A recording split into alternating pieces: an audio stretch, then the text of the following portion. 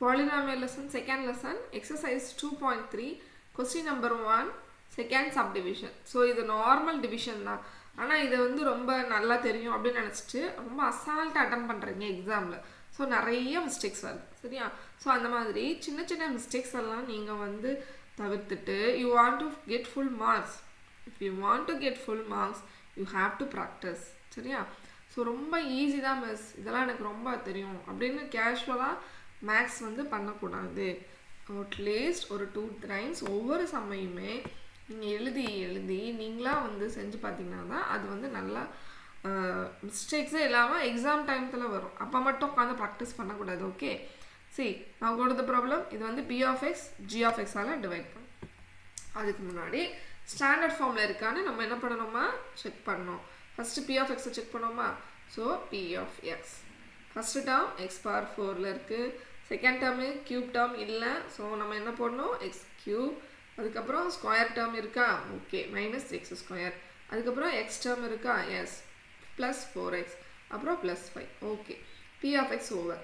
What about g of x? g of x வந்து standard ஃபார்மில் இருக்குது but not in the correct place change பண்ணிக்கோமா.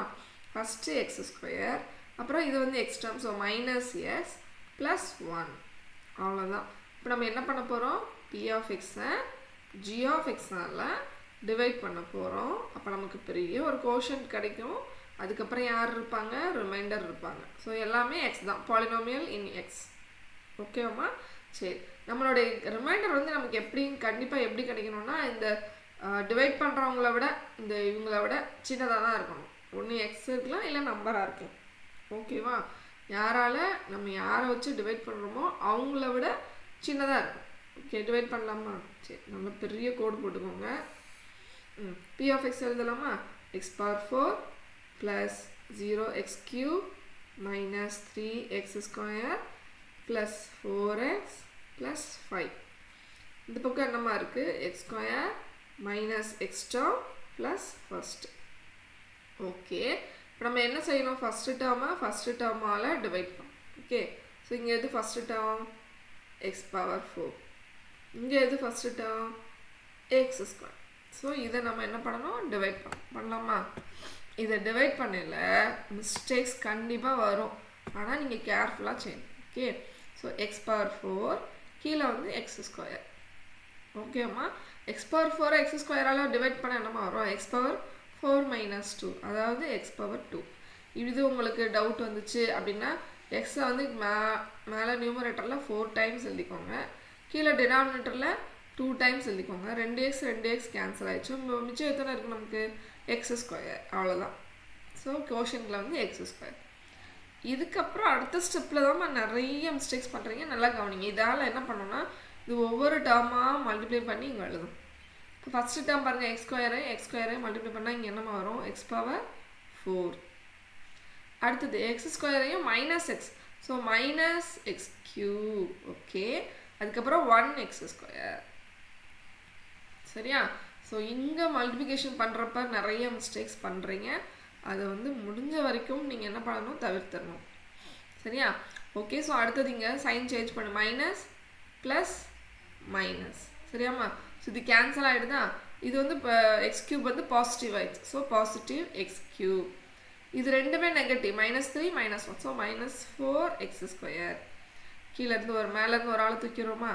So plus 4x okay.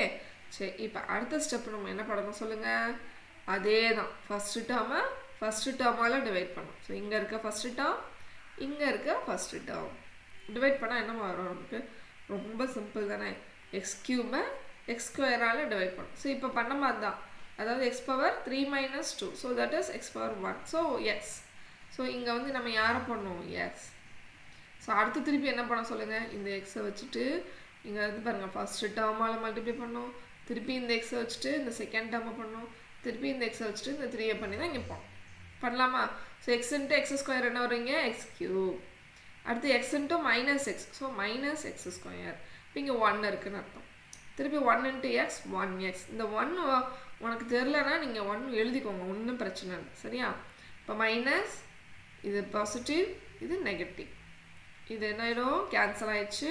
இது பாசிட்டிவானதுனால minus 3x². இது minus, so 4 minus 1 3, so 3x. அடுத்தது என்ன செய்யலாம், 5 கீழே இறக்கிடலாம், ஸோ +5. ஓகே, இப்போ நம்ம அடுத்த ஸ்டெப் என்னவா பண்ணோம், அகெயின் அதே தானா, சரியா? ஓகே, ஸோ இப்போ அதுக்கு வந்து தேர்ட் டேர்ம் இதை மட்டும் ஃபஸ்ட்டு டேர்மால் அகெயின் இந்த ஃபஸ்ட்டு டேர்மால் டிவைட் பண்ணோம். ஸோ அப்போ minus 3x² by x². So x² cancel ஆயிடுச்சுன்னா we get -3. ஸோ மூணாவது கோஷன்ட்டில் இருக்கிற மூணாவது டேர்ம் யார், -3. ஸோ ஃபஸ்ட்டு டேர்ம் கண்டுபிடிச்சிட்டோம் x², கோஷன்ட்டில் செகண்ட் டேர்ம் வந்து x, மூணாவது வந்து யாருமா -3. ஸோ அகெயின் நம்ம என்ன பண்ணோம், இந்த -3ஆல் இந்த ஒவ்வொரு டேர்மையும் மல்டிப்ளை பண்ணலாமா? ஸோ ஃபஸ்ட்டு -3x², அடுத்தது -3x, அதுக்கப்புறம் -3, சரியாம்மா? இப்போ சேஞ்ச் பண்ணுங்க சைனை, பாசிட்டிவ் பாசிட்டிவ் பாசிட்டிவ். ஸோ இது கேன்சல், இதுவும் கேன்சல்.